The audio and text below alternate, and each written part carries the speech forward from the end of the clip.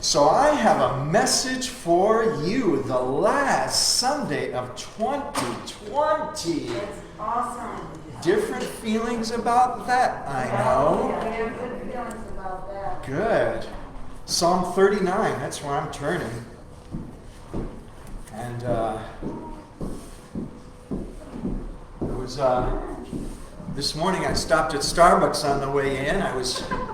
Must admit I felt sorry for myself. My wife is not here this weekend, so I treated. I indulge. Karen, this does not make up for you, but it's helpful. it does help a little. Yes. So Psalm 39, and Lord, open our eyes and open our ears and open our understanding, so your word would be part of our flesh and bones and blood, Lord, and lives. Psalm 39 from David. I said, I will watch my ways and keep my tongue from sin. I will put a muzzle on my mouth while in the presence of the wicked. Wow, that's a hard one. And I must admit, sometimes the masks, look kind of like a muzzle, It does have some of that effect. So I remained utterly silent, not even saying anything good. This is a parenthesis, but I'm just speaking very off the cuff here, which I shouldn't do too much, but I said, I'm going to watch my ways and keep what I say, and then he says, so I just decided to be quiet. It's hard to do, isn't it? But anyway, he says, I remained utterly silent, not even saying anything good, but my anguish increased. My heart grew hot within me. While I meditated, the fire burned, and then I spoke with my tongue. Show me, Lord, my life's end and the number of my days. Let me know how fleeting my life is. You have made my days a mere handbreadth. You know what a handbreadth is? It's right there. It's the width of your hand. The span of my years is as nothing before you. Everyone is but a breath, even those who seem secure. Surely everyone goes around like a mere phantom. In vain they rush about, heaping up wealth without knowing whose it will finally be. But now, Lord, what do I look for? My hope is in you. Save me from all my transgressions. Transgressions means going over the line, going over a boundary. Do not make me the scorn of fools. I was silent, I would not open my mouth, for you are the one who has done this. Remove your scourge from me. I am overcome by the blow of your hand. When you rebuke and discipline anyone for their sin, you consume their wealth like a moth. Surely everyone is but a breath. Hear my prayer, Lord. Listen to my cry for help. Do not be deaf to my weeping. I dwell with you as a foreigner, a stranger, as all my ancestors were. Look away from me that I may enjoy life again before I depart and am no more. So, it's the last Sunday of 2020, and I'm going to talk about endings. I thought this is a good time to talk about endings. The word ending, as if you need a definition, the word ending means a final part. It means a conclusion. Ending, defined, is a point that marks the extent of something or where something ceases to exist. That's the ending. And here's the first thing. I'm just going to say two main things about endings. The first one is this. Endings are inevitable.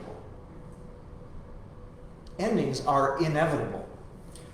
Some of you remember the show The Office, and there's a character named Dwight Schrute, and he says fact. He says that a lot. Fact. Endings are fact. They are inevitable. You've heard the term, all good things must come to an end. right? All good things must come to an end.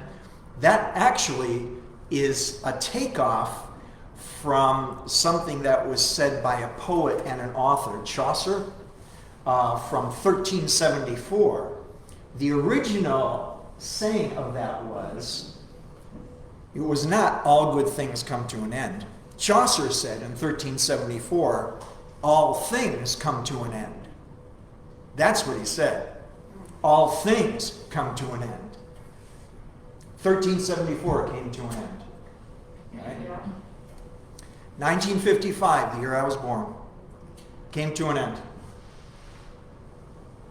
1982, the year I was married, came to an end.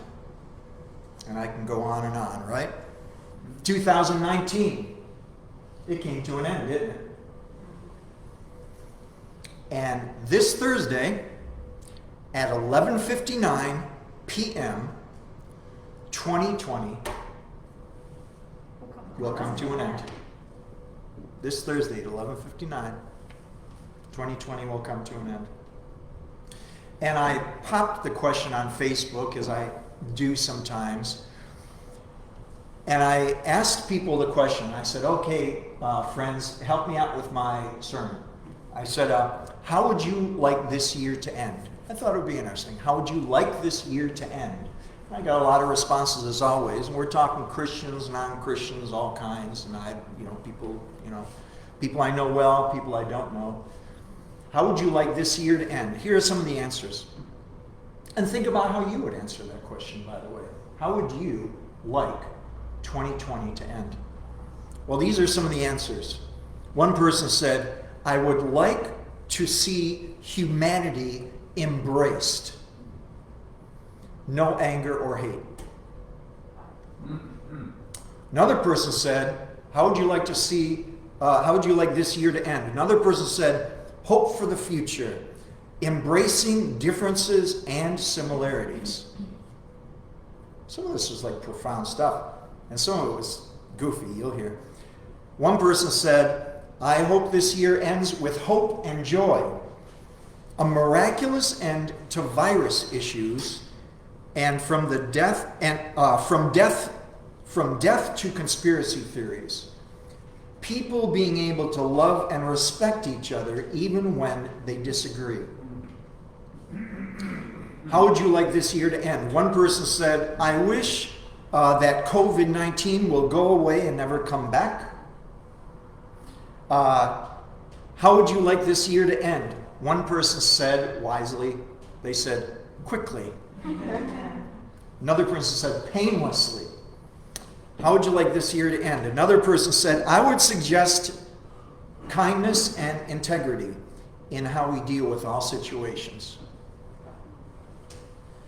Another person said, how would you like this year to end? Another person said, with those who knowingly harm others, to learn the error of their ways and give the rest of us peace. Okay. And one more. This is profound. This is from, I believe I remember, it's from a girl named Heather from the island. And she said, how would you like this year to end?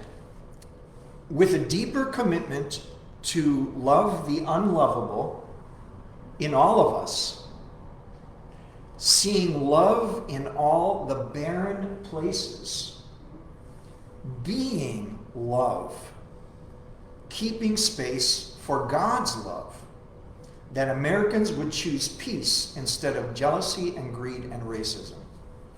So, some pretty powerful stuff there. You remember the old Yardbirds song? To everything, turn, turn, turn.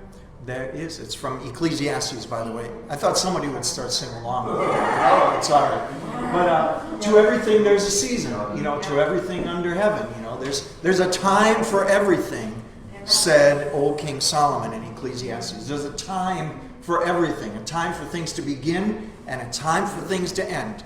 There's just a time for all of that. The Apostle Paul in 1 Corinthians 13, you remember he said, there was a time when I was a child. I spoke like a child. And I acted like a child. But that time ended. He said, I can't do that anymore. Everything ends. Actually, in 1 Peter chapter 4, old Apostle Peter is talking to Christians, and he says, there was a time you acted like the rest of the pagans and did all these kinds of things that people who don't know Jesus did. He said, but you can't do that anymore. You're not like that anymore. That time ended. And speaking of Time magazine, I had an article this past week. I forgot the name of the article, but they said, there have been worse years in the U.S. history. There have been worse years in U.S. history. And certainly worse years in world history. But most who are alive today have seen nothing like this one. Talking about 2020. So, some of you maybe, and a whole lot of people I know, and a whole lot of people I don't know, are saying, 2020, end already.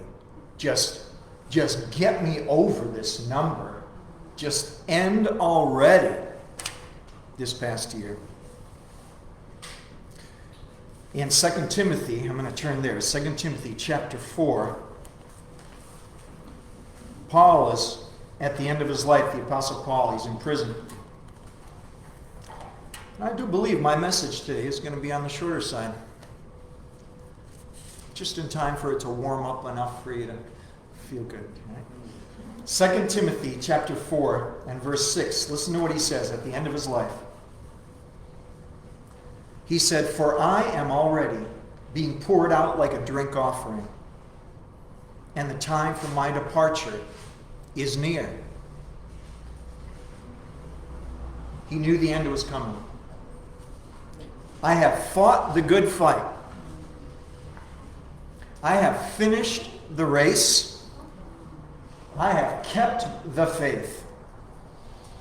Now there is in store for me the crown of righteousness, which the Lord, the righteous judge, will award to me on that day, and not only to me, but also to all who have longed for his appearing.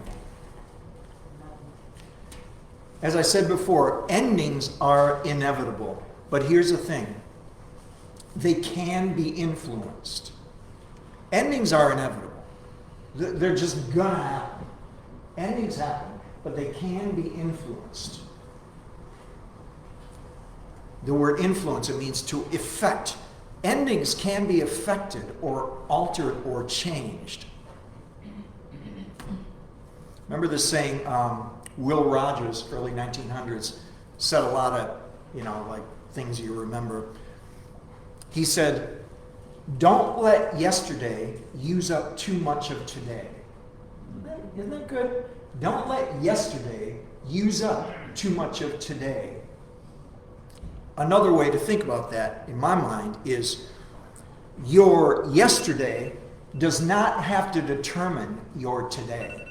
Your yesterday does not have to determine your today or your tomorrow, what your yesterday was. You can influence. You can influence your ending. An ending, you will end. Life will end. 2020 will end. But you can influence it. You can alter it. Amen. And I'm going to enter into an area that I don't know very well. Did you know, by the way, just as a side note, I watched my first Super Bowl in 2004 in Edgartown when my son was watching somebody's house. I sat through a whole Super Bowl. That was the first one. The Patriots won that one. And it was a remarkable game. It made me keep watching. And but Billy Graham once said, when you're preaching and teaching, talk about what you know. Yeah. Right? Don't talk about what you don't know. So I'm ignoring Billy's words for a minute, and I'm going to talk about something I don't know very well, and that is football. I don't know football very well. I watch some games. I haven't in a while, but so football. So tell me if I'm right or wrong. A regulation NFL game lasts for 60 minutes. 60, a regulation time football game, NFL, lasts for 60 minutes. And it's 4 quarters. This I know, right? 4 quarters. So listen to this. 60 minutes, 4 quarters in a regulation NFL game. In 2019, again, we're talking about influencing endings. In 2019, the Patriots won the Super Bowl in the 4th quarter. Not 1, 2, or 3, but in the 4th quarter. In 2018, Patriots won the Super Bowl with less than 10 minutes left in the 4th quarter. Less than 10 minutes in the whole game. In 2017, they won the Super Bowl in the 4th quarter, and from what I read, they made the biggest comeback in Super Bowl history. We're talking about influencing endings. They need that now. Yeah, I heard that. Yes. In 2015, they won the Super Bowl in the 4th quarter with 2 minutes left. I remember that one. 2 minutes left in that Super Bowl. 2 minutes left. We're talking about influencing endings. Today is December 27th. There are 4 days left in this year, or 96 hours, or 5,760 minutes left in 2020. You can win this. Amen. Amen. Good word. By faith. Yep. 2020 has been what it was, Yeah. but you can win this. Yep. In that same Time magazine article, it says, after a year of so many changes, will we change radically too? Good question. They go on, they said, we're tired with good reason, but our flag is still there. You know that old song. We're tired, but our flag is still there. Listen to this. I'm going to buzz through a bunch of scriptures here and listen to what the psalmist and others say. And I'll tell you where they are, but I'm not going to stop for you, okay? Listen to what the psalmist says, and you can help me along when I say these. Psalm 7:17 says, I will. Would you say I will? I will. Remember, we're talking about influencing endings. I will give thanks to the Lord because of his righteousness. I will sing the praises of the name of the Lord Most High. Yeah. How's this? Psalm 27 and verse 8. My heart says of you, seek his face. Your face, Lord, I will Seek his face. seek. Talk about influencing endings. Psalm 32 and verse 5. Then I acknowledged my sin to you and did not cover up my iniquity. I said, I will confess my transgressions to the Lord, and you forgave the guilt of my sin. Psalm 77 and verse 11. I will remember the deeds of the Lord. Yes, I will remember your miracles of long ago. Listen to this in Psalm 91 verse 2. I will say of the Lord, He is my refuge and my fortress, my God in whom I trust. Amen. Listen to what he says in Psalm 118 and verse 28. We're talking about influencing endings. Psalm 118, verse 28. He says, you are my God, and I will praise you. Praise you. Yeah. You are my God, and I will, say I will. I will exalt you. Yeah, I will. Psalm 119 and verse 44. I will, say I will. I will always obey your law forever and ever. Let's see, what else we got here? We got some 1 Corinthians 14 and verse 15. Listen to what the Apostle Paul said. So what shall I do? I will, say I will. I will pray with my spirit. But I will, say I will. I will also pray with my understanding. I will, say I will. I will sing with my spirit. Amen. But I will, say I will. Also sing with my understanding. Here's another one. 2 Corinthians 12 and verse 9. Listen to what it says. Therefore, I will, say I will. I will boast all the more gladly about my weaknesses. Yeah, I will boast all the more gladly about my weaknesses so that Christ's power may rest on me. And one more place I'm going to read from, and that's James 2:18. And it says, he says, someone will say, you have faith, I have deeds. Show me your faith without deeds, and I will, say I will. I will show you my faith by my deeds, by what I do. So here's what I'm saying to you. You have got plenty of wills in you. It's the end of 2020, but you got plenty of wills and plenty of will left in you. It's the end of the year, but you got plenty of will left in you. Amen. What are you going to do with it?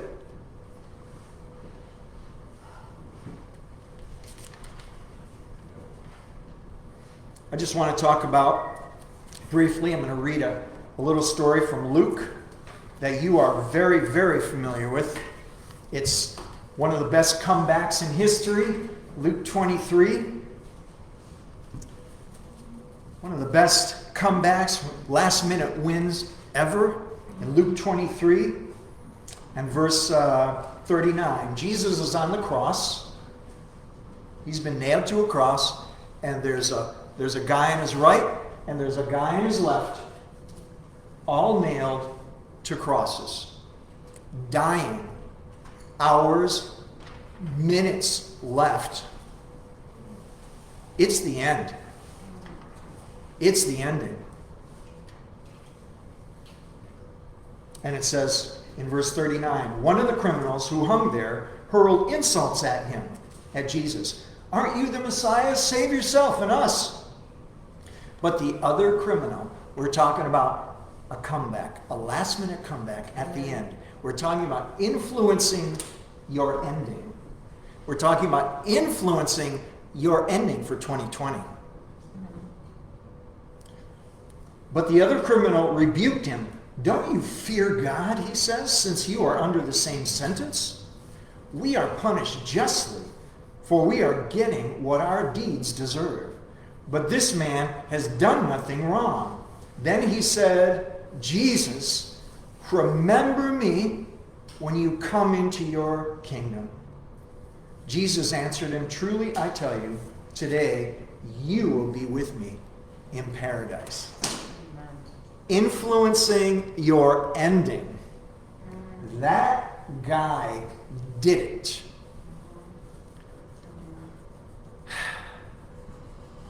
He had years before that, but it was the end.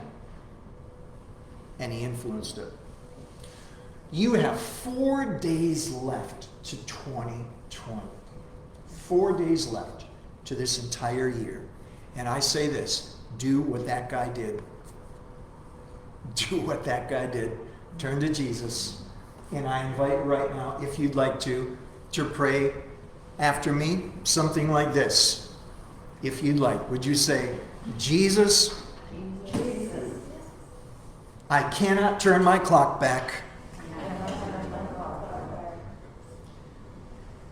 I cannot change anything already done.